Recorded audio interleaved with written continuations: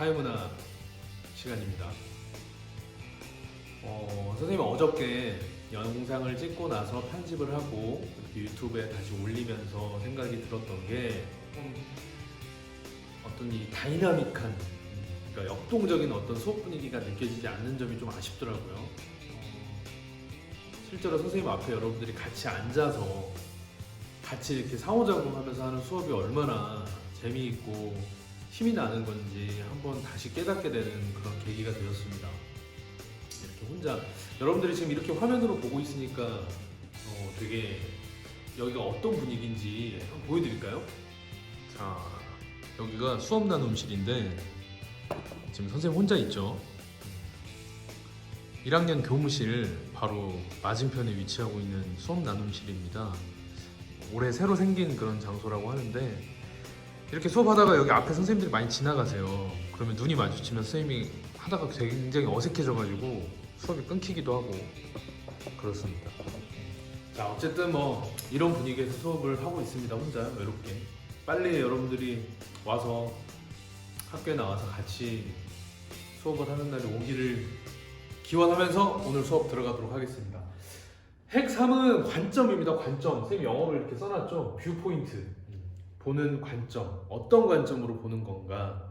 사실 선생님이 얘기했지만 아마 인트로 강의 때 얘기를 했던 것 같은데 핵 3이 아마 우리 사회문화 내용 중에 가장 첫 번째 중요한, 가장 핵심, 그야말로 진짜 핵이라고 할 수 있는 중요도를 갖고 있는 그런 단원이다, 이렇게 여러분들한테 얘기를 해주고 싶어요. 그만큼 가장 중요한 부분이고, 시간이 조금 걸리더라도 이 부분을 좀 완벽하게 수업을 하고 싶고, 그리고 여러분들이 오프라인에서 만나게 되면 꼭 다시 한번 이 부분은 선생님하고 같이 얘기할 수 있는 기회가 생겼으면 좋겠습니다. 방금도 또 선생님이 지나가시니까 선생님이 약간 경직이 되죠. 네. 어쩔 수가 없어요. 이게 너무 이렇게 뚫려 있어가지고. 네. 최대한 수업 방해되지 않도록 최선을 다해서 한번 해보겠습니다. 자, 여러분들 교과서는 14페이지, 아마 14페이지부터인데요. 14페이지 사회문화 현상을 어떤 관점에서 바라볼까? 그래서 기능론, 이거 보세요. 우리 그 인트로 강의에서 봤었던 그 사회학자 이름 중에 파슨스 선생님 썼었죠? 이 파슨스라는 학자 여기 나와 있고요. 기능론, 그리고 15페이지인가요? 16페이지에 갈등론, 마르크스 이름 기억하고 계시죠? 마르크스 내용. 그 다음에 17페이지 상징적 상호작용론 내용까지 균형적인 관점 가져야 된다, 이렇게 끝. 이 단원에 관련된 핵 단원이라고 보시면 될 것 같습니다. 자, 그래서 우리가 이 관점이라는 것은 어떤 여러분들의 생각으로 수업을 들으시면 되냐면, 세 가지 관점에서 이제 사회를 바라볼 건데, 이 관점에서 볼 때 사회는 이런 거구나, 이 관점에서 볼 때 사회는 이런 거구나, 이 관점에서 볼 때 사회는 이런 거구나, 이런 느낌이 가장 중요한 겁니다. 그 느낌을 잘 여러분들이 캐치를 하셔야 돼요. 자, 그래서 첫 번째로 어떻게 볼 것인가 사회를, 이 관점, 세 가지 관점 들어가기 전에 일단 첫 번째로 나눠야 될 게 뭐냐면, 선생님 사진을 이렇게 해놨는데요. 여기 보시면 선생님이 이제 작년까지 근무하던, 작년에 중학교에서 근무를 했었는데 역사 동아리를 했었어요. 그래서 정의를 찾기 위한 과거 여행, 동아리 이름 굉장히 멋있죠. 정의를 찾기 위한 과거 여행 해서 남영동, 서울역 바로 옆에가 남영역이 있는데, 남영역에 가면 민주화 운동을 하던 대학생들이 고문을 당하고 했던 여러분 뭐 1987이라는 영화라든지 그런 영화에 보면 등장하는 그런 촬영 장소예요. 거기에 아이들하고 답사를 갖다 찍은 사진입니다. 근데 이 사진을 뜬금없이 왜 해놨냐면, 여러분들이 이제 지금 학교에 만약 나왔다면 동아리 구성 한창 할 때잖아요, 활발하게. 그래서 어떤 동아리에 들어갈 거냐 이렇게 판단을 할 때 우리가 어떤 동아리에 들어갈지 생각을 하는 것을 사회로 한번 비유를 해서 가보려고 합니다. 자, 동아리를 선택하는데 이 동아리가 어떤 동아리지 하고 알아볼 때 여러분들이 알아보는 게 뭘까요? 이 동아리 여러 동아리 중에 이 동아리는 어떤 동아리일까 하고 알아볼 때 두 가지 정도의 어떤 아이디어가 있을 것 같아요. 어떤 방식이냐면 일단 첫 번째는 그 구성원들이 모여서 이뤄서 만들어내는 케미라고 우리가 요새 많이 쓰잖아요. 케미, 분위기, 단합이 얼마나 잘 되고 그 동아리 구성원들이 모여서 만드는 분위기가 어떤지 그거를 중점적으로 보는 학생들이 있을 수 있어요. 야, 그 분위기 되게 좋대. 그 동아리 들어가면 되게 으쌰으쌰 분위기 너무 좋대. 그래서 이런 거를 착안해서 동아리를 선택할 수도 있을 거고, 아니면 두 번째는 이런 방법이 있겠죠. 그 동아리 안에 있는 어떤 친구, 그 친구가 굉장히 나한테 영향을 많이 주고 정말 저 친구 따라가면 좋은 영향을 많이 받을 것 같은데 그런 친구들이 모여있는 곳이래. 이런 것 때문에 동아리를 선택할 수도 있고. 이해가시죠? 두 가지 정도의 어떤 방법이 있을 겁니다.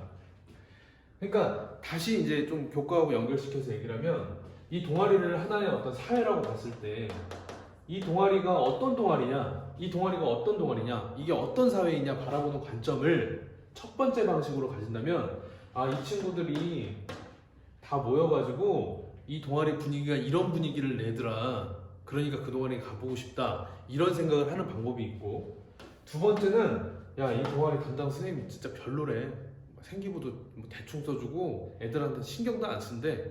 그리고 여기 이 친구는 뭐 여기 애들 하나하나 보니까 다 별로야. 애들 열심히 하는 애들도 없고 이 동아리 아닌 것 같다. 이렇게 개개인의 성향을 따져가지고 그 동아리를 파악하는 방법이 있을 수 있어요. 이해가시죠? 그래서 우리가 사회를 바라볼 때 그 사회가 어떤 사회이냐 바라볼 때 첫 번째 방식으로 바라본다면 아, 이 사회는 굉장히 사람들이 서로 화합하고 하는 분위기가 되게 좋아 보이는구나. 이렇게 멀찌감치 서가지고 전체를 아울러서 보는 방법. 두 번째는 그 안으로 쏙 들어가서 그 사회 구성원들 한 명 한 명이 어떤 사람인가를 파악해보는 방법. 이렇게 두 가지로 나눌 수 있다는 거죠. 그래서 결국 이거를 우리 교과하고 연결시키면 앞에 말했던 이 구성원들 간의 케미, 전체적인 분위기를 보는 것을 거시적인 관점이라고 얘기를 합니다. 거시적으로 바라보겠다. 전체 사회 구조가 어떤 특성을 갖고 있는가를 보는 걸 거시적 관점이라고 합니다. 좀 이렇게 멀찌감치 떨어져서 전체 사회를 쭉 관망하는 그런 느낌이 거시적 관점이죠. 그 다음에 두 번째, 각자 성향이나 특성을 중심으로 해가지고 보는 방법은 뭐냐면 미시적인 관점이라고 합니다. 그 안으로 들어가서 개개인들의 행위, 그리고 그 행위가 가지는 의미, 그리고 개인들이 어떻게 상호작용을 하는지 이런 것들을 세밀하게 살펴보면서 그 사회를 파악하는 방법을 미시적인 관점이라고 해요. 제일 그 비유를 많이 하는 게 어떤 숲을 바라볼 때 그 전체적인 숲의 모양이 어떻게 되어 있냐 이렇게 멀리감치 떨어져서 보는 걸 무슨 관점요? 거시적인 관점. 그 숲을 이루고 있는 나무가 어떤 성질을 갖고 있고 이 나무들이 어떤 모양이고 어떤 색깔인지 나무 하나하나를 바라보는 것을 미시적인 관점. 이렇게 정리를 하고 시작하면 될 것 같아요. 이해 가시죠? 그래서 먼저 결론을 내면 우리가 OT 영상에서 정리했듯이 기능론, 갈등론, 상징적 상호작용론 세 가지 나눌 때 이 기능론하고 갈등론은 거시적인 관점이라고 보시면 됩니다. 전체 사회를 쭉 관망해서 보는 느낌으로 바라보는 관점이 기능론하고 갈등론이에요. 얘네들은 거시적인 관점. 그 다음에 상징적 상호작용론은 전체 사회 구조를 보는데 뭔 의미가 있냐. 그 나무가 어떤 나무인가를 봐야 할 거 아니야. 아까 그 동아리 애들 케미가 뭐가 중요해. 그 안에 있는 사람 하나하나가 어떤 특성을 가졌는지를 보는 게 중요한 거지. 이런 느낌인 거예요. 그래서 상징적 상호작용론은 미시적인 관점. 요것만 먼저 잡고 들어가 보도록 하겠습니다. 자, 그러면 오늘 기능론, 갈등론, 상징적 상호작용론, 이 발음도 어려워요. 기능론, 갈등론, 상징적 상호작용론. 빨리 하면 되게 힘든데 이 세 가지 관점을 정리할 때 포인트를 선생님이 적어놨어요. 첫 번째는 그 관점이 보고 있는 사회 모습은 어떤 모습인가, 이게 첫 번째고요. 두 번째, 그 사회가 그러면 그 관점이 바라보는 그 사회의 문제는 어떤 게 문제인가. 그리고 세 번째는 그 관점으로 사회를 바라봤을 때 가진 한계, 그 관점으로만 바라보면 가진 한계. 이해가시죠? 이 세 가지 다시 한번 얘기할게요. 이 관점으로 바라봤을 때 사회는 어떤 모습인지가 첫 번째. 두 번째, 그 관점으로 바라봤을 때 이 사회가 가지는 문제가 무엇인지를 파악하는 게 두 번째. 그리고 세 번째는 그 관점으로만 바라보니까, 한 가지 관점으로만 바라보니까 가지는 한계, 이것을 파악하는 게 세 번째. 이렇게 해서 세 가지만 정리를 하시면 기능론, 갈등론, 상징적 상호작용론, 이 세 가지로 확실하게 정리를 할 수 있을 거라고 생각합니다. 기능론의 내용을 먼저 보도록 하겠습니다. 자, 기능론이 바라보는 사회, 이미지를 이렇게 생각하세요. 이 사회는 굉장히 아름답고 구성원, 일단 거시적인 관점으로 보는 겁니다. 쭉 떨어져서 갈등론, 이따 나올 갈등론하고 마찬가지로 그 안에 있는 세밀세밀한 그 개개인들의 행위를 보는 게 아니고 쭉 떨어져서 사회 전체를 바라보는 모습인데, 기능론이 사회 전체를 쭉 멀리서 바라봤더니 굉장히 아름답고 구성원들이 서로 조화를 이루고 균형을 이루고 서로 협동을 하면서 사회를 굉장히 아름답게 굴려가고 있구나. 이게 기능론의 기본적인 마인드예요. 다시, 기능론이 바라보는 사회는 굉장히 사회 구성원들, 그 사회를 이루고 있는 하나의 요소들이 전부 힘을 합쳐서 서로 균형을 이루고 협동을 하고 서로 도우면서 사회를 아름답게 구성해서 이끌어가고 있구나. 이 모습이 기능론의 기본적인 생각입니다. 자, 그래서 기능론이 바라보는 사회, 첫 번째, 일단 기능론, 갈등론, 상징적 상호작용론 정리하는 내용은 좀 써야 될 부분이 좀 다른 핵 주제에 비해서 좀 많아요. 선생님 최대한 줄여보려고 노력해서 엑기스만 뽑았는데도 좀 깁니다. 이 점 좀 양해해 주시고, 기능론이 바라보는 사회라고 한다면 서로 다른 그 사회를 이루고 있는 그 안에 요소들이, 이 옷이 자꾸 다 가지고 사회를 유지시키고 존속시키고 발전시키기 위해서, 그러니까 좀 아름다운 분위기, 화합하고 발전하는 분위기, 이걸 항상 머릿속에 넣고 있어야 됩니다. 기능론은 그 사회를 유지하고 존속하고 발전시키기 위해서 일정한 기능을 하고 있대요. 기능론이니까 그 기능을 하면서 조화를 이루고 있고 균형을 이루고 있고, 이 단어들로 꼭 힌트를 얻으셔야 됩니다. 사회 유지, 존속, 발전을 위해 사회 요소들이 일정한 어떤 기능을 하고 있으면서 조화를 이루고 균형을 이루고 있대요. 일단 이걸 한번 적어 보시고요. 멈춰놓고 한번 적어 보십시오. 자, 좀 더 세밀하게 이해하기 위해서 비유를 들으면, 기능론자들이 항상 하는 예가 뭐냐면 이 사회를 유기체다라고 이렇게 비유를 합니다. 유기체를 어떻게 생각하면 되냐면 그냥 사람의 몸, 생명체라고 한번 예를 들어볼게요. 우리의 몸을 유기체라고 보시면 됩니다. 그래서 우리 몸 안에 있는 눈, 귀, 입, 폐, 심장, 간, 뭐 여러 가지 이 요소들이 이 내 몸이라는 이 큰 사회, 이 사회를 유지시키고 건강하게 돌아다니게 하기 위해서 각자의 역할을 열심히 하고 있다는 거예요. 눈은 앞을 바라보는 역할을 해주고, 귀는 소리를 잘 들어주고 있고, 심장은 펌핑을 해가지고 피를 온몸에 뿌려주는 역할을 하고 있고, 각 요소들이 자기 기능들을 다 하고 있으면서 이 몸이라는 사회가 유지될 수 있도록 도움을 주고 있다. 이게 바로 기능론자들의 비유라고 볼 수 있는 거죠. 그래서 각 부분이, 몸 생각하면 쉽죠? 폐, 심장, 간, 발, 다 자기 역할을 충실히 하면 몸 전체, 우리 몸은 조화, 균형을 이룰 수 있고 안정을 이룰 수 있다. 이렇게 생각하는 게 기능론이 바라보는 사회다. 이렇게 보시면 된다는 겁니다. 자, 그럼 두 번째, 그 사회에서 핵심적으로 중요하게 생각하는 구성원들이 정해놓은 가치, 또 규범, 이런 것들은 뭐냐? 기능론자들이 봤을 때 그 사회를 질서 있게 유지하기 위해서, 또 안정감 있게 돌아가게 하기 위해서는 필수적인 요소다. 이렇게 생각을 한다는 겁니다. 쉽게 얘기해서 핵심 가치나 규범, 이런 것들이 뭐냐면 그 사회를 이루고 있는 법, 우리 사회 법 있죠? 헌법이라는 우리나라 최고법부터 시작해서 민사, 민법, 형법, 행정법, 여러 가지 법들, 또는 종교, 도덕, 관습, 언어를 만나면 인사해야 된다, 부모님께 효도해야 된다, 이런 것들, 이런 우리 사회를 이루고 있는 이런 가치와 규범들은 우리 사회가 건강하게 유지되고 안정적으로 돌아갈 수 있기 위해서 필수적으로 필요한 거다. 이렇게 보는 게 기능론의 입장인 겁니다. 근데 이제 기능론에서 중요한 건 뭐냐면, 이런 핵심 가치 규범, 법, 종교, 도덕, 관습, 이런 것들 누가 만든 거야? 이렇게 생각했을 때 답을 뭐라고 하냐면, 사회 구성원들이 다 같이 합의한 거다. 이렇게 생각을 하는 거예요. 우리가 다 같이 합의한 거지. 응? 우리가 다 같이 중요하다고 생각하고 우리 사회를 안정시키고 질서를 유지시키고 조화시키고 균형을 이루기 위해서 다 같이 합의한 거 아니야. 이렇게 보는 게 기능론의 관점이다. 이렇게 보시면 될 것 같습니다. 근데 기능론자들에게 질문을 하겠습니다. 그래도 사회가 안정적으로 있지 않고 한 번씩 변화한다거나 사회 안에서 갈등이 일어나는 모습도 있지 않습니까? 이건 뭡니까? 이렇게 물어봤을 때 기능론자들은 야 임마 일시적이야. 사회는 항상 조화를 이루고 안정을 이루는 거야. 잠깐 일시적으로 일어난 일이야. 항상성이라는 이 성질은 계속 그렇게 계속 원래의 모습으로 있으려고 하는 성질이거든요. 우리 사회는 이런 항상성을 가지고 있기 때문에 금방 다시 균형으로 회복을 할 거야. 그래서 일시적으로 갈등이 있어 보이고 변화가 있어 보이는 것들이 있을 수 있지만 결국은 항상성 때문에 다시 원래 모습으로 돌아올 거야 라고 생각하는 게 기능론자들이 바라보는 사회다. 이렇게 보시면 될 것 같습니다. 그러면 이제 기능론자한테 물어보죠.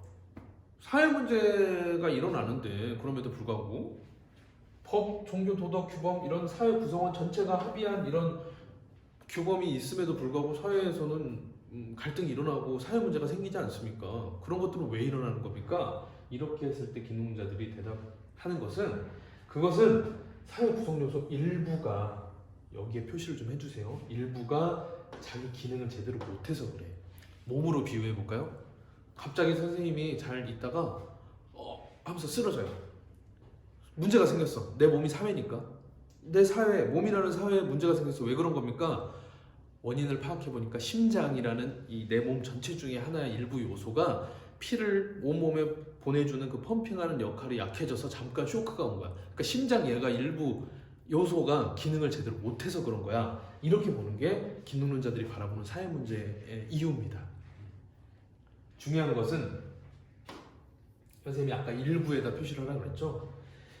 심장이라는 하나의 요소. 만약 걷다가 잘 못 걸어 사람이. 왜 못 걸어? 발이 자기 기능을 제대로 못해. 발뼈가 부러져서 얘 문제인 거지. 사회 전체의 모습의 어떤 문제는 아니고 일부의 문제 때문에 그런 거야. 이런 식으로 바라보는 게 기능론의 입장입니다. 눈치가 빠른 학생들은 선생님이 여기 색깔을 파란색으로 해서 써놓은 걸 보면 갈등론에서는 일부가 문제라고 생각 안 하고 전체가 문제라고 생각하겠다. 이렇게 파악을 하시면 될 것 같아요. 됐습니까? 자, 그래서 그럼 이 문제 어떻게 해결해야 됩니까? 사회화를 다시 해야지. 제사회화. 이 사회화는 한 5인가 6인가에서 다시 공부를 하겠지만 의미를 이해하는데 어렵진 않을 것 같아요. 사회화를 다시 해서 심장한테 심장 치료를 해서 자기 기능을 똑바로 하도록 발뼈에 깁스를 하고 뼈가 붙도록 잘 안정을 취해줘서 뼈가 제 기능을 다시 할 수 있도록 해주면 되는 거야. 제사회화를 하든지. 사회 통제 기능을 강화한다? 범죄가 자꾸 일어날 때 우리가 이걸 어떻게 막을 거냐? 그 범죄자를 재사회하든지 사회 통제 기능, 그 사람을 형벌을 주는 거죠. 구속을 시켜서 어떤 징역이라는 형벌을 주고 뭐 더 흉측한 그런 사회 범죄를 일으킨 사람한테는 사형이라는 그런 통제 기능을 강화시키게 되면 우리 사회는 다시 안정적으로 잘 돌아가서 회복시키게 되고 사회 문제는 해결이 될 거야. 이렇게 보는 게 기능론이 바라보는 사회 문제 해결 방법인 거라고 생각하시면 될 것 같습니다. 포인트는 재사회화시키고 사회 통제 기능을 강화시킨다. 야, 절도한 사람들 다 사형시켜. 그래야 사회가 똑바로 돌아가지. 약간 이렇게 조금 과장하면 이런 느낌인 거예요. 자, 그럼 아까 선생님이 얘기한 이제 세 번째 포인트만 남았습니다. 한계는 뭐냐? 기능론이 바라보고 있는 사회 모습. 그렇게 바라봤을 때 가지는 한계점이 뭐냐? 이렇게 보시면 될 것 같은데 첫 번째는 야, 니네들 맨날 통합돼 있고 사회는 항상 합의를 이루고 있고 조화를 이루고 있고 이런 모습만 얘기를 해. 그러면 사회 안에서 일어나고 있는 대립의 모습, 갈등이 일어나는 상황 이런 거 어떻게 설명할 거야? 니네 설명할 수 있어? 기능론자들은 머리를 극적극적 하겠죠. 아닌데 항상 조화롭고 평화로워야 되는데 잘 설명 못 하겠는데 이런 한계점이 나타나는 거고요. 두 번째, 니네는 맨날 사회가 항상성이라는 그 성질 때문에 맨날 안정적으로 다시 돌아오고 균형을 이룬다고 맨날 이것만 강조하는데 야, 사회가 변동하는 것도 중요한 거 아니야? 안 좋은 모습이 있으면 좋은 모습으로 변화해가고 사회가 진보하고 발전하는 것도 중요한 거 아니야? 그거에 대해서 니네 어떻게 설명할래? 그러면 또 머리를 극적극적 할 수밖에 없게 된다는 겁니다. 세 번째 한계, 보수적인 경향이 있다, 이렇게 표현을 하는데요. 보수적이라는 표현은 우리 한국 사회에서 정치 어떤 장면에서는 진보와 보수, 이게 조금 다른 의미로 쓸 수는 있겠지만, 사회학적으로 보수적인 경향이라는 것은, 보수라는 말 자체가 원래 있는 것을 지킨다는 의미예요. 변화를 좀 거부하고 원래 지금 국권이 해오던 이런 사회 시스템 질서를 지키는 것이 보수거든요. 그러다 보니까 기득권의 이익을 옹호하는 논리 아니냐, 이렇게 비판을 받을 수가 있는 겁니다. 기득권이라는 게 무슨 말이냐면, 우리말로 이게 한자니까 한글로 풀면 이미 가지고 있는, 이미 기자거든요. 이미 권리를 가지고 있는 사람들 느낌이라고 보시면 돼요. 이해가십니까? 그러니까 우리 사회에서 이미 뭐 경제적으로든 정치적으로든 사회적으로든 많은 그런 힘을 갖고 있는 사람들을 기득권이라고 보시면 돼요. 그래서 기득권들의 이익을 옹호하는 논리 아니야? 계속 변화하지 말고 그대로 있자, 그대로 있자. 왜냐면 이 권리를 가지고 있지 못한 사람들, 기득권이 아닌 사람들 입장에서는 사회가 좀 확 바뀌어가지고 나도 좀 기득권이 되고 싶고 이런 생각을 할 수 있잖아요. 근데 기능론이 강조하는 건 사회 변동을 좋아합니까? 거부합니까? 거부합니다. 계속 안정적으로 조화를 이루고 균형을 이루고 계속 그 자리에 있자. 왜? 내가 지금 권리를 얻어서 나는 기득권이 되어 있으니까 사회 변화를 거부하고 계속 이대로 있자, 이런 느낌인 거예요. 선생님이 갑자기 쉬운 예가 하나 떠올랐는데, 여러분들이 학교에 나와가지고 여기 교탁이 있고 또 종이 치대요. 그냥 할게요. 책상 배치를 해서 자리 뽑기를 했어요. 근데 나는 무조건 이 문 뒷문 쪽에 이쪽에 앉고 싶은 사람이 있었는데, 이 친구가 뽑기를 해서 이 자리를 앉은 거야. 그럼 이 사람이 자기가 기득권인 거지 이제. 근데 보수적인 성향을 가진 사람들은, 야, 이 제도 그대로 하자. 선생님 한 1년 동안 이렇게 앉으시죠. 변화하지 말고 앉으시죠. 이게 약간 보수적인 느낌이라면, 진보라는 어떤 뜻은 이거에 반대되는 의견인데, 빨리 좀 바꾸자. 나는 선생님 앞에, 바로 앞에 앉아있으면 선생님 침 튀기고 막 꼴보기 싫어 죽겠는데 바로 여기 앉아있으니까 나는 빨리 이 사회가 바뀌었으면 좋겠다. 이런 입장을 가진 게 진보 성향이라고 보시면 됩니다. 그래서 기능론은 변화하지 말고 난 여기 앉아있으니까 이제 룰 그대로 해서 계속 그대로 앉아있읍시다. 1년 동안 지키고 싶어 하는 거죠. 그러다 보니까, 야, 니네 너무 보수적이야. 니네 기득권 가지고 있다고 계속 그거 지키려고 하는 걸로밖에 안 보이는데, 이렇게 비판을 할 수가 있다는 게 기능론의 한계다, 이렇게 보시면 될 것 같습니다. 됐죠? 그럼 이어서 갈등론의 관점으로 사회를 한번 바라보도록 하겠습니다. 일단 갈등론은 아까 기능론도 그렇잖아요. 기능이라는 이름에서 그 사회의 요소들이 자기 기능을 똑바로 하고 있으면서 사회가 안정되고 조화롭고 균형 있고 사회 질서가 유지되는 모습으로 그려지고 있는 게 사회다라고 이름에서 드러나듯이, 갈등론은 사회 전체를 바라보는 모습, 물론 아까 처음에 얘기했듯이 거시적인 느낌입니다. 사회 전체를 관망하면서 보는데, 뭔가 사회의 가장 핵심적인 사회 모습의 가장 핵심 포인트는 이 갈등이라는 거죠. 갈등, 사람들 간의 갈등, 이거에 포인트를 두고 간다는 점 아시면서 들어가면요, 일단 갈등론이 바라보고 있는 사회란 첫 번째로 이 희소라는 말이 그러니까 이런 거예요. 나중에 갈등론의 내용인지 기능론의 내용인지 헷갈릴 때도 거기에 설명하고 있는 문장에 들어있는 단어를 보고 파악을 할 수 있는 그런 방법도 있거든요. 뭔가 희소한 이런 얘기가 나오면 항상 갈등론으로 연결되는 그런 느낌도 여러분들 알아두시면 됩니다. 그래서 재화나 권력은 희소하죠. 돈을 우리가 원하는 대로 다 가질 수 없잖아요. 권력도 소수만 가질 수 있는 거지 대다수의 모두가 가질 수가 없습니다. 이런 걸 우리가 희소하다고 하는데, 재화나 권력은 희소한데 이것을 배분하는 거에 있어서 집단들이 대립하고 있는 모습, 이게 사회의 가장 본질적인 첫 번째 모습이다. 사회를 그런 식으로 바라보고 있는 게 바로 갈등론의 입장이라는 겁니다. 그래서 이 사람들이 생각할 때 우리 보편성, 자연현상의 특징, 보편성 공부한 거 기억나시죠? 어느 시대나 상황을 막론하고 항상 일정하게 똑같이 일어나는 그런 형태, 그런 특징, 그렇기 때문에 갈등이라는 것은 어느 사회에서나 다 나타날 수밖에 없는 현상이다라고 보는 게 갈등론의 입장이다. 이렇게 보시면 됩니다. 근데 이 갈등은 어떤 갈등이냐면 아까 기능론에서 한계점에 얘기했던 기득권들, 즉 우리 사회를 지배하고 있는 이 지배 집단과 그 지배를 받고 있는 피지배 집단 간의 갈등, 이것이 사회를 굴러가게 하는 모습이다라고 보는 거죠. 갈등을 하는 이유는 뭘까요? 모든 사람들이 가지고 싶어하는 재화나 권력이 너무 희소하기 때문에, 이 희소한 재화와 권력을 지배 집단이 독차지하고 있기 때문에 지배 집단과 피지배 집단 간의 갈등이 일어나는 것은 당연하고, 그 갈등이 우리 사회의 전반적인 모습이다라고 본다는 게 갈등론의 입장인 겁니다. 그러니까 지배 집단이 원하는 건, 선생님이 원트라고 쓰셨습니다. 지배 집단이 원하는 건 이 관계를 계속 유지하고 지속시키는 거예요. 아까 얘기했잖아요. 반 자리 교체할 때 가장 좋은 자리에 앉은 사람은 그냥 안 바꾸고 계속 있고 싶어 한다는 거지. 하지만 피지배 집단 입장, 즉 원하지 않는 안 좋은 자리에 앉은 친구들이 변화를 일으키고 싶고 좀 이제 바꾸자, 자리 좀 바꾸는 방법을 좀 바꿔보자 라든지 혁명을 일으켜서 사회를 바꿔버리고 싶은 그런 것을 원한다는 거죠. 이게 바로 지배 집단과 피지배 집단이 가지는 갈등 양상이다, 이렇게 보시면 됩니다. 그래서 기능론 입장을 비판하는 거예요. 갈등론자들은 사회 통합, 안정, 이거 어느 느낌이에요? 기능 갈등? 기능 이렇게 나와야 됩니다. 사회 통합 또 사회의 안정, 이런 건 있을 수 없어. 기능론 너희들의 생각이야.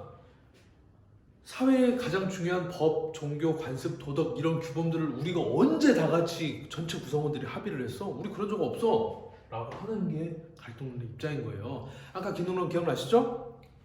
우리 사회의 핵심 가치 규범은 우리 사회 전체 구성원이 다 동의하고 합의해서 만든 거다. 근데 야, 언제 합의를 했냐? 지배 집단들, 기득권들, 우리 사회에 희소한 재화 권력을 갖고 있는 너희들 소수가 정한 룰이지 우리 전체가 다 같이 동의한 적은 없어 임마, 이런 느낌인 겁니다. 너희들이 강제해서 만들어 놓은 거지 우리가 언제 동의했냐, 이런 측면에서 기능론하고 입장이 반대가 되는 거죠.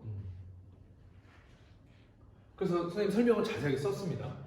사회 각 부분, 그 중에 법, 제도, 가치, 이런 사회의 핵심 규범이라고 했던 것들은 피지배 집단들을 억압하고 강제하기 위해서 만든 것 뿐이다.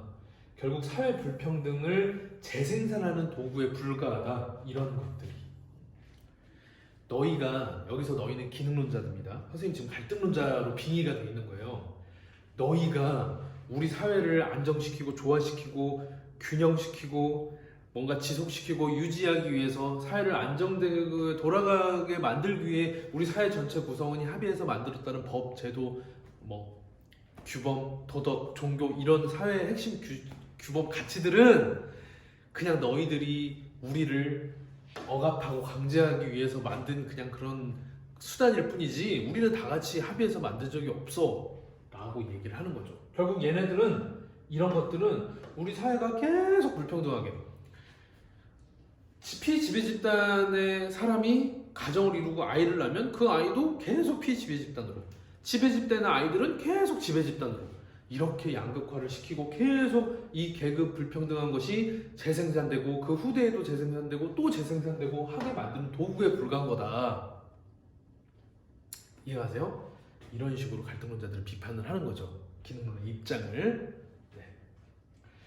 자, 그럼 갈등론자들 너희가 대답해봐. 사회 문제는 뭐야? 아까 기능론의 사회 문제 뭐였는지 한번 떠올려보고 갈까요? 기능론이 보는 사회 문제, 선생님 몸 생각해보세요. 유기체, 우리 사회를 유기체로 비유했을 때 선생님 몸이 문제가 생겨, 피곤하고 잘 걷지를 못하고 막 힘이 없어. 이유가 뭐냐? 내 몸 안에 있는 간이 자기 기능을 제대로 못해. 피로 회복시키는 기능을 간이 해야 되는데 우리 사회 전체 구성 요소 중에 하나 일부가 제대로 하지 못해서 그랬거든. 갈등론은 다른 느낌이라고 그랬습니다. 사회 구조 전체가 잘못되어 있다. 일부 요소가 기능을 못해서 문제가 일어나는 게 아니고 지배 집단하고 피지배 집단이 나눠져 있는 이 전체 사회 구조를 다 깨부셔야 된다라고 생각하는 게 갈등론의 사회 문제 원인이라고 보는 겁니다. 뭐냐면 사회 구조, 이 갈등론자들이 잘못되어 있다고 생각하는 이 사회 구조라는 거는 소수, 지배 집단이죠. 다수, 피지배 집단, 억압받고 강제당하고 있는 피지배 집단입니다. 이 소수가 다수를 착취하고 있고 지배하고 있고 이런 사회구조에서는 갈등이 일어나는 게 당연한 거 아니야? 라고 생각하는 게 갈등론의 입장인 거죠. 당연하겠죠. 소수가 기득권을 가지고 다수를 지배하고 강제하고 억압하는 상황이면 갈등이 일어나는 건 당연하다라고 보는 게 갈등론의 입장입니다. 그래서 얘네들이 내세운 사회문제 해결 방법, 간을 꺼내가지고 간을 치료해서 집어넣으면 우리 몸이 좋아질 거야, 이런 차원으로 해결할 수 있는 게 아니고 사회 전체 구조를 다 부셔야 된다. 이해가시죠? 기능론은 사회 구성요소 일부만 치료하고 재사회하고 사회통제 기능을 강화하면 돼. 하지만 갈등론 입장에서는 그건 너무 약한 거야. 그거 갖고 안 돼. 이 잘못되어 있는 사회 구조 전체를 때려 부수자. 한계까지 같이 썼습니다. 그럼 갈등론이 바라보는 사회, 이렇게만 바라봤을 때 한계점이 뭐냐?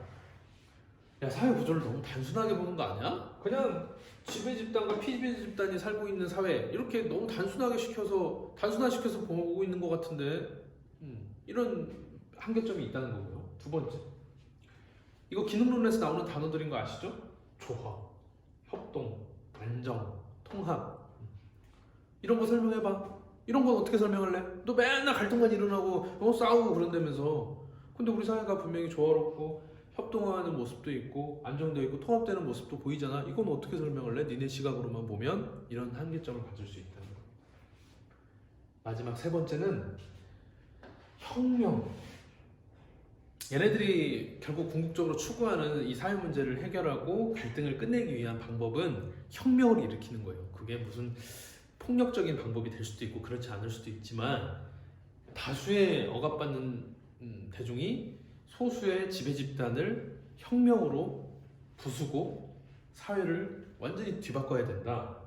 이런 급진적인 그런 모습을 나타내기 때문에 그런 것들이 일어나게 되면 분명히 사회 혼란이 초래될 수 있는, 좀 위험할 수 있는 그런 부분이 분명히 있다는 거죠. 그래서 이 세 가지 한계점으로 갈등론이 바라보는 사회 모습 설명할 수 있을 것 같습니다. 자, 우리가 지금 기능론 갈등론 내용을 봤습니다. 기능론 갈등론의 공통점은 뭐냐면 사회를 어떻게 바라보는 겁니까? 들어가서 개개인 구성원들의 세세한 모습을 보는 겁니까? 나무 하나하나의 특성을 보고 숲을 평가하는 게 아니죠? 전체적으로 헬리콥터를 타고 숲 위로 올라가서 전체적인 구조를 보는 겁니다. 멀찌감치 떨어져서 사회 전체의 모습을 멀리서 바라보는 모습, 거시적 관점으로 봤던 게 기능론과 갈등론의 모습이었어요. 물론 기능론과 갈등론이 바라보는, 멀리 떨어져서 같이 보고 있는 공통점은 있지만 그 안에 있는 사회 구성 요소들이 어떤 모습으로 사회를 형성하는가는 완전히 다른 반대의 모습을 보고 있었잖아요. 자, 마지막 세 번째, 상징적 상호작용론은 이제 더 이상 멀리 떨어지지 않습니다. 이 사람들이 기능론 갈등론, 즉 거시적 관점을 비판하는 것은 이겁니다. 아니, 사회를 바라보는 관점을 가진다면서 어떻게 그 사회 내부의 사람들이 어떻게 행동하고 어떻게 상호작용을 하고 어떻게 의미 부여를 하는지를 따져보지도 않고 저 멀리서 이렇게 보면서 그걸 파악한다 그래? 근데 이해가 안 가는데? 이런 느낌이 미시적인 관점, 상징적 상호작용론이에요. 무등산이 어떤 산인지를 연구하는데, 거시적 관점인 기능론 갈등론은 헬기를 타고 무등산 위를 돌아다니면서 쭉 숲이 어떤 조화를 이루고 있고 나무들이 어떻게 행동하는지를 저 멀리서 이렇게 쭉 지켜보면서 전체적인 구조를 바라보면서 무등산을 분석하는데, 미시적인 관점의 대표적인 상징적 상호작용론은 그런 건 아무 의미 없다, 수박 겉핥기다. 직접 무등산에 올라가서 나무 하나하나가 어떤 종류이고 어떤 특성을 가지고 있는지를 살펴보는 게 진짜 무등산을 파악하는 방법이다, 이렇게 생각을 한다고 보면 되는 거예요. 이해가 가십니까? 네. 상징적 상호작용론이 바라보는 사회란, 일단 그래서 이 사회라는 말 자체가 별로 와닿지 않을 거예요. 사회는 없는 거지, 허울인 거지. 그 사회를 이루고 있는 개개인들이 중요한 거잖아요. 네. 바로 나왔네요. 사회는 허울이야, 허울. 야, 사회가 어디 있어? 여러분, 사회가 보입니까? 사회는 없어. 그 안에 있는 사람들을 봐야지. 그냥 개인들이 상호작용하고 모이고 하는 것 하면서 어우러지는 결과물이 사회인 거지, 사회를 파악하겠다고 해서 사회를 찾아본다는 건 말이 안 된다는 거예요. 그 안에 있는 개인들의 상호작용을 봐야 된다는 겁니다. 됐죠? 그래서 개인들이 주관적인 동기, 이 주관적 동기, 의미 부여 이런 표현이 나오는 것도 멀찌감치 떨어져서 거시적으로 바라봐서는 알 수가 없는 겁니다. 직접 그 사람 곁에 가서 사회 일부 구성 요소들끼리 서로 어떤 의도로 이야기를 하고 행위를 하고 하는지를 직접 옆에 가서 살펴보겠다는 거예요. 그래서 주관적인 동기, 의미 부여가 이 사회문화 현상을 파악하는데 가장 중요한 요소다, 이렇게 보는 것이 상징적 상호작용론의 포인트입니다. 발음이 안 돼서 큰일 났네요. 즉 제일 중요한 포인트입니다. 거시적 관점인 기능론 갈등론하고 가장 차이가 나는 게 뭐냐면, 거시적 관점에서는 사회 전체적인 모습을 이렇게 멀리서 보기 때문에 인간들은 그냥 수동적으로 꼭두각시처럼 사회 구조에 의해서 움직이는 것처럼 밖에 안 보이는 거예요. 즉 기능론자들이 볼 때는 사회를 아름답게 유지하기 위해서 인간들이 그 구조에 맞춰서 조화롭게 협동하고 하는 모습으로 보고 있는 거고, 갈등론자들은 사회 구조가 굉장히 피지배 집단이 억압당하는 그런 사회 시스템이기 때문에 그 안에서 인간들이 수동적으로 그 시스템에 맞춰서 행동하는 것처럼 보는 거고, 둘도 공통점인 거죠. 모습이 다를 뿐이지. 하지만 상징적 상호작용은 말도 안 되는 거고, 인간을 자율적이고 능동적인 존재로 인식을 해야지 그 사회 구조 시스템이 어떤가에 따라서 인간이 그 안에 맞춰서 행동한다고 보는 게 말이 되는 거야, 이런 생각을 하는 거죠. 그래서 두 기능론 갈등론에 비해서 상징적 상호작용론, 즉 미시적 관점에서는 인간을 자율적이고 능동적인 존재로 바라본다, 이런 설명이 상징적 상호작용론의 가장 핵심적인 포인트라고 볼 수 있습니다. 이거 이해 가시죠? 인간이 사회 구조 시스템에 의해서 움직이는 꼭두각시냐? 아니다. 인간은 자기가 자율적으로 능동적으로 움직이는 거다. 사회 구조 시스템하고 상관없이 능동적으로, 자율적으로. 됐죠? 그래서 개인들이 상호작용하는 모습, 이것을 그 사회 맥락 속에서 개인들이 상호작용하는 모습을 이해하는 것, 이게 바로 사회를 파악하는 관점이다 라고 하는 게 상징적 상호작용론의 주장입니다. 그것이 곧 사회문화 현상을 바라보는 법이다. 사회문화 현상 바라보는 법 따로 있냐? 없다. 그 안에 있는 인간들이 어떻게 서로 상호작용하고 어떤 행동을 하는지를 바라보는 게 그 사회를 바라보는 거다, 이렇게 이해를 하는 거죠. 그러면 상징적 상호작용론자들한테 그래, 야 니네 뭔 말인지 알겠어, 그래 가까이 가서 보자는 거잖아. 그럼 사회 문제는 뭐야? 그럼 니네가 생각하는 우리 사회 문제가 뭐야? 객관적인 현상이 아니야 라고 대답을 했는데, 사회 문제라는 건 정해진 게 없다는 거예요. 이게 무슨 얘기냐면, 행위자들이, 그러니까 거시적 관점에서는 쭉 보다가 저런 게 사회 문제구만, 우리 사회 구조 시스템에서 나오는 문제구만, 이렇게 파악을 하는데, 그런 게 아니라 그 안에 있는 개인들이 사회 문제라고 생각을 해야 사회 문제라고 보는 거예요. 능동적, 자율적. 행위자들이 상황 정의에 따라서 다른 거지 그게 사회 문제는 아니다. 예를 들어서 여러분, 흡연, 좀 예가 적절하지는 않지만 흡연하는 것, 이거 사회 문제입니까? 보세요. 70년대, 80년대만 해도, 선생님도 뭐 그때 학교를 다니지는 않았지만 교무실에 가면 선생님들이 다 책상에서 담배를 피우셨어요. 이것보다도 고속버스나 시내버스에서 담배 피는 건 당연한 일이었어요. 지금은 그렇게 할 수 있을까요? 아마 처벌받을 겁니다. 처벌받을 거예요. 이게 무슨 얘기냐면, 흡연이라는 이 어떤 행위 하나 자체, 그 자체를 사회 문제냐 아니냐라고 보는 관점 자체가 말이 안 된다는 거예요. 사람들이 그때는 버스에서 담배를 피우면, 물론 그때도 비흡연자들 입장에서 기분이 나빴겠지만 사회 문제라고까지 인식을 안 한 거지. 그러니까 우리가 그걸 문제라고 심각하게 받아들이지 않았다는 거잖아요. 지금은 엄청나게 말도 안 되는, 지금 생각해보면 말도 안 되는 행위인데, 즉 상징적 상호작용론자들이 볼 때 사회 문제라는 거는, 그 문제는 흡연이라는 것은 사회 문제다, 아니다, 이렇게 하는 게 아니고, 그 행위하는 사람들이 그때 상황에 정의하는 거에 따라서 다른 거지, 객관적으로 그게 사회 문제는 아니다 이렇게 정할 수는 없다는 게 상징적 상호작용론자들의 사회 문제에 대한 인식입니다. 즉 같은 행동이라도 시대나 상황이 어떠냐에 따라서 사회 문제 여부가 달라지는 거다 이렇게 보시면 되는 거예요. 그럼 한계, 상징적 상호작용론이 이런 관점으로만 사회를 바라봤을 때도 분명히 한계가 있겠죠. 그 한계가 뭐냐? 야, 니네 아무리 개인들을 능동적이고 자율적이고 개인 행위가 어떤 중심이다라고 생각을 한다고 할지라도 사회 구조나 제도라는 어떤 그런 틀이 분명히 존재하는데 그런 거시적 측면은 너무 간과하는 거 아니냐, 니네? 이런 한계점 충분히 받아들일 수 있겠죠? 분명히 사회 구조가 개인 행위를 규제하는 경우가 있거든요. 무슨 얘기냐면 분명히 아무리 개인의 행위를 해도 사회 구조에 영향을 받아서 거기에 구속되는 경우가 분명히 있습니다. 예를 들어서 선생님이 더위를 되게 싫어하거든요. 더위를 싫어하는데 그래서 나 도저히 더워서 못 참겠다. 그래서 우통을 아예 벗고 다녀요, 학교에. 내가 자율적으로 능동적으로 생활을 할 수 있는, 능동적으로 사고할 수 있는 그런 상징적 상호작용론의 입장이지만 우리 사회 구조에서 사람들이 인식하고 통용하고 있는 어느 정도의 의상을 갖추고 다른 사람에게 예의를 차려야 된다는 이 구조를 선생님이 이기지 못하잖아요. 누가 나를 이해해 주겠습니까? 우통 벗고 다니는데.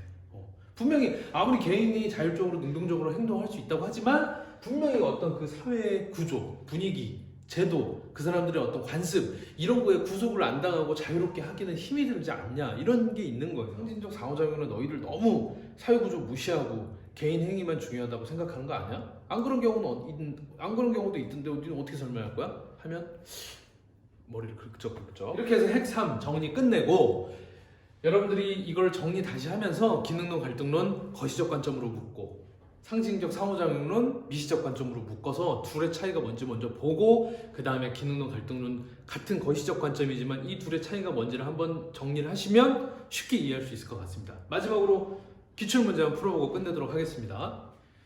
자, 기출문제를 같이 한번 풀어볼 텐데요. 이 문제는 2017학년도 수능 시험 문제입니다. 3년 전에 나왔던 수능 문제인데 19번 문제에 이 기능론, 갈등론, 상징적 상호작용론 사회 문제를 바라보는 관점에 대한 문제가 나왔습니다. 한번 보시면 자, 사회 문제를 항상 바라보는 A, B, C 관점에 대한 옳은 설명 골라라. 주로 기능, 갈등, 상상론 문제가 나오면 이런 식으로 나와요. 독립돼서 이 세 개의 관점을 물어봤을 때는 그래서 A, B, C는 각각 기능론, 갈등론, 상징적 상호작용론이다. 이 중에 골라라 이렇게 나오거든요. 그러면 여러분들이 해야 될 게 항상 A, B, C 써놓고 세 개가 어떤 관점인지를 딱 캐치해내는 게 가장 포인트가 될 것 같습니다. 같이 한번 보시면 자, 학교와 학교 교육에 대한 서로 다른 관점이 존재한다. 관점이 존재한대요.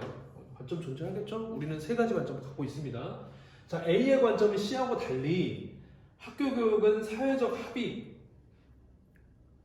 가장 빨리 끝내려면 여기서 끝내버려야 돼요. 사회적 합의. 사회 전체, 사회 모든 구성원들이 같이 전체적으로 같이 동의하고 합의한 거. 기, 갈, 상 느낌 와요? 안 오면 좀 더 가볼게요. 기초한 지배적 가치를 다양한 집단의 구성원들에게 전수해서 사회 질서 유지에 기여. 사회 질서. 우리 사회를 질서, 유지, 조화, 균형, 통합, 발전, 유지, 지속. 기능론 입장이네. 이해하시죠? 그래서 A 관점은 기능론이나 우리 사회 전체 구성원이 합의해서 우리 사회가 질서가 유지될 수 있도록 한 건데 기능론 입장인 거죠. 자, B는요 A, C하고 다르게 능동적 존재로서의 학생들을 본대요. 학생들이 학교라는 사회 시스템에 의해서 수동적으로 움직이는 게 아니고 학생 자체를 능동적이고 자율적인 존재로 봐버리겠대요. 답 나왔네. B는 바로 상징적 상호작용론이라고 보면 되겠네요.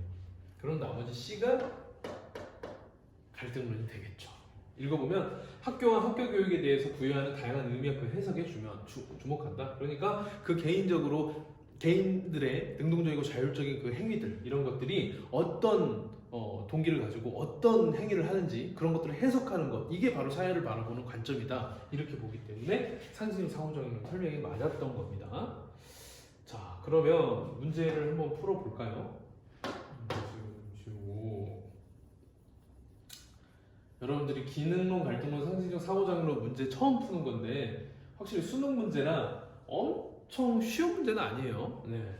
한번 보시면, 자, A부터 보시면, 자, A, 기능론 관점은 학교 교육이 지배 집단의 가치를 전수시킨다고 본다. 지배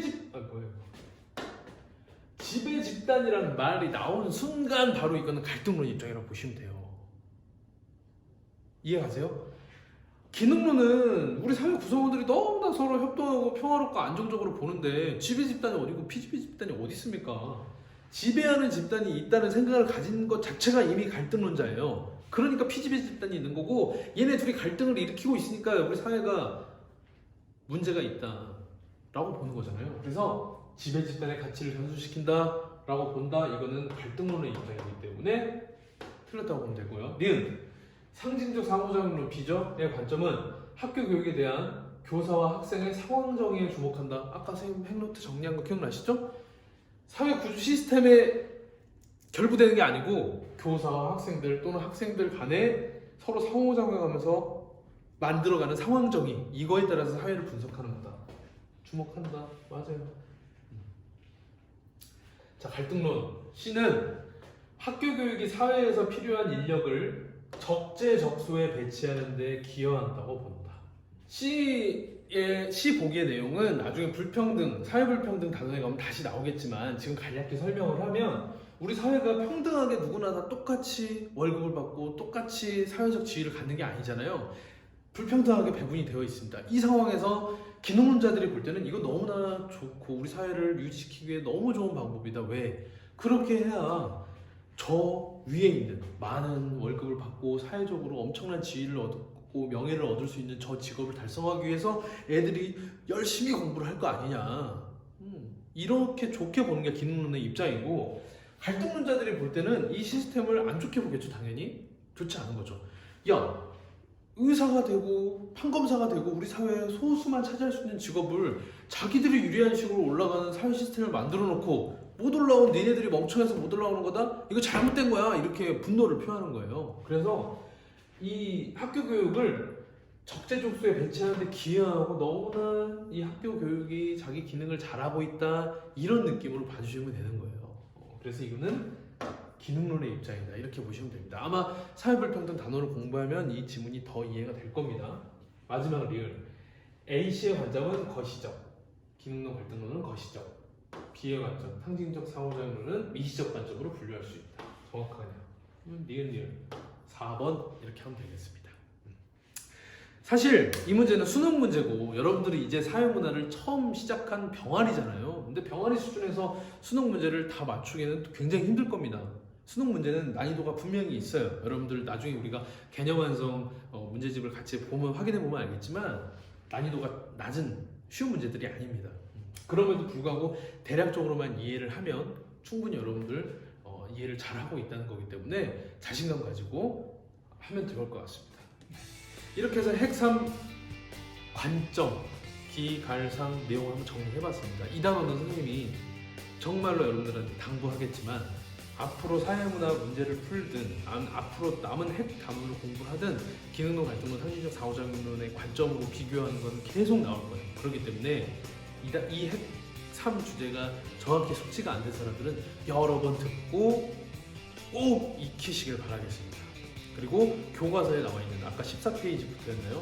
교과서 내용 쭉 읽으면서 확실히 이거를 마스터하고 넘어가야지. 그렇지 않으면 사회문화 공부가 너무 힘들 것 같다는 생각이 들어요. 이해가시죠?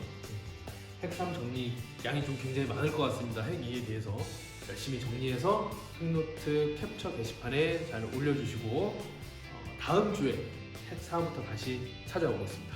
안녕!